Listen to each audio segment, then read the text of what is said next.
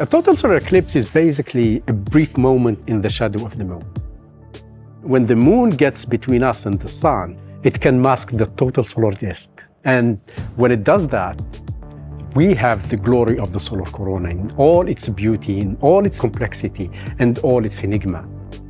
Roughly, we experience a total solar eclipse once a year. Most of them occur off the ocean. So when they land on solid ground, then we can see them, like 2017, and like the one that is upcoming on April 8th. So back in 2017, the sun was very quiet. We were at the solar minimum. The structure of the corona was simple. Now what we are going to see during the April 8th eclipse, we will see plenty of structure in the solar corona because we are at solar maximum. And on top of that, if we are lucky, we will have a coronal mass ejection during the totality itself. It's something we never had before.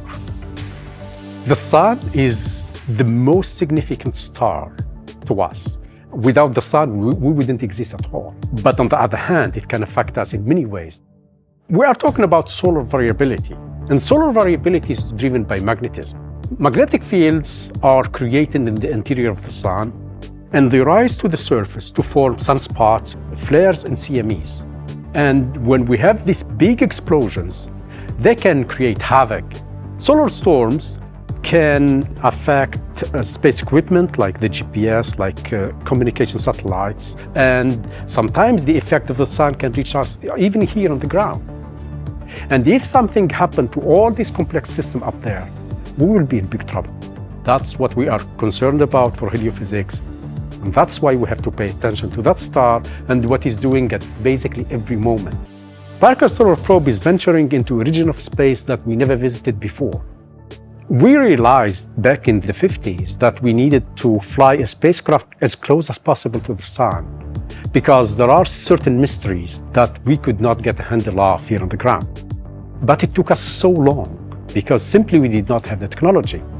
When probe is close to the sun, we cannot talk to it. It is in its own, facing the fury of the sun. It has to be 100% autonomous. What we need from Parker Solar Probe is to help us understand big enigma about the solar atmosphere. One of them is the coronal heating. The solar corona is over 300 times hotter than the solar surface. And that is enigmatic, because in principle, when you move away from a heat source, it gets cooler. For the solar corona, it doesn't work that way. It actually works the opposite way. Parker Solar Probe is rewriting the books about the sun and its environment before our eyes.